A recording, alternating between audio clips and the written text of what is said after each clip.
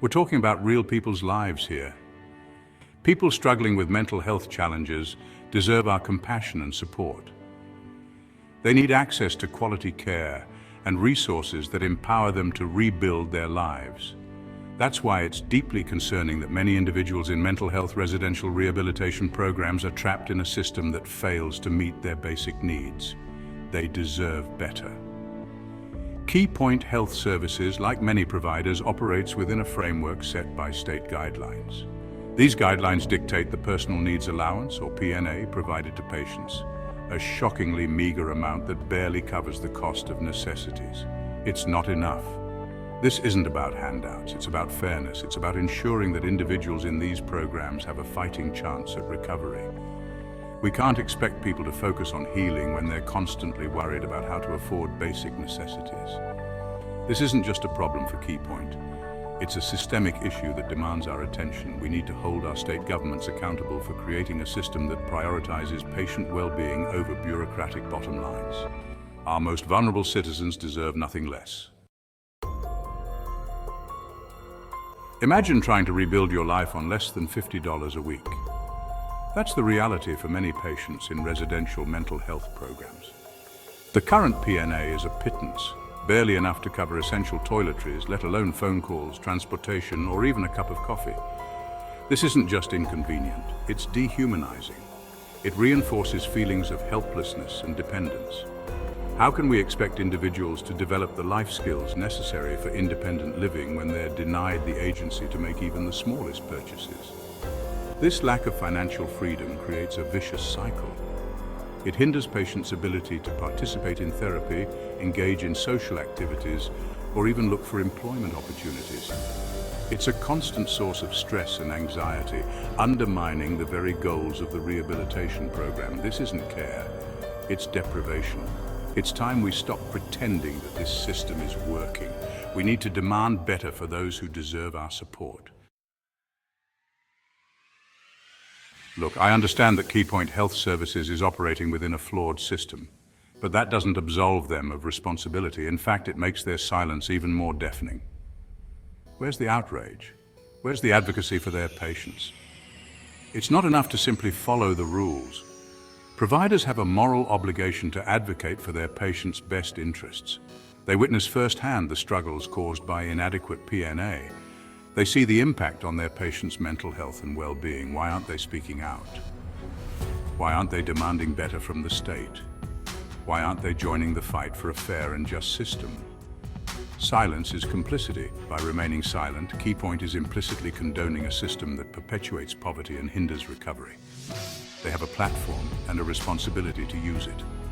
It's time for them to step up and be a voice for the voiceless. Section 4, the price of dignity, a fair PNA for real recovery. Let's talk about what a fair PNA actually looks like. We're not talking about extravagant luxuries here, we're talking about the basic necessities of life. Food, clothing, transportation, communication, and a little bit of discretionary spending money. A PNA of $1,500 to $2,500 per week might sound like a lot, but it's a drop in the bucket compared to the cost of institutionalization or repeated hospitalizations. Investing in a fair PNA is an investment in recovery. It's an investment in dignity. This increased allowance would empower patients to take control of their lives. They could purchase their own clothes, choose their own food, and participate in activities that bring them joy. They could start rebuilding their lives with confidence and independence. This isn't just about money. It's about hope. It's about giving people the tools they need to thrive. It's about recognizing the inherent worth and dignity of every individual, regardless of their mental health status. Section 5, profits over people, the ethics of inadequate care. We need to be honest about what's really going on here. The current system prioritizes profits over people. By keeping PNA low, providers can maximize their bottom line at the expense of their patients' well-being. This is simply unacceptable. Healthcare is not just another business, it's a moral imperative. We have an ethical obligation to provide quality care to those in need, regardless of their ability to pay. When providers prioritize profit over patient care, they betray the very foundation of their profession. They create a system that is both unjust and ineffective. This is not compassionate care. This is exploitation. It's time to shift our priorities. We need to create a system that values human dignity over corporate greed. We need to demand better from our healthcare providers and hold them accountable for their actions. Section 6, a call to action, raising the bar for mental health services. This isn't just a problem for politicians and policymakers to solve. This is a call to action for all of us. We need to demand better for those struggling with mental health challenges. Contact your state representatives, write letters to the editor, share your stories on social media, make your voices heard. Demand an increase in PNA for patients in residential mental health programs. Support organizations that are fighting for mental health justice. Donate your time or resources. Educate yourself and others about the challenges facing those with mental illness. We can't afford to stay silent any longer. The time for action is now. Let's work together to create a system that truly supports recovery and empowers individuals to live full and meaningful lives. Section 7. Towards a brighter future. Investing in hope and healing. Imagine a future where mental health is treated with the same urgency and compassion as physical health. Imagine a system where individuals in residential programs receive the support they need to thrive.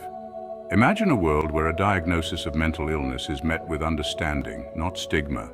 This is the future we need to fight for. By increasing PNA, advocating for better care, and challenging the status quo, we can create a world where mental health matters. This is about more than just money. It's about investing in hope. It's about investing in healing. It's about investing in the fundamental dignity of every human being. It's about creating a world where everyone has the opportunity to reach their full potential. Let's make it happen.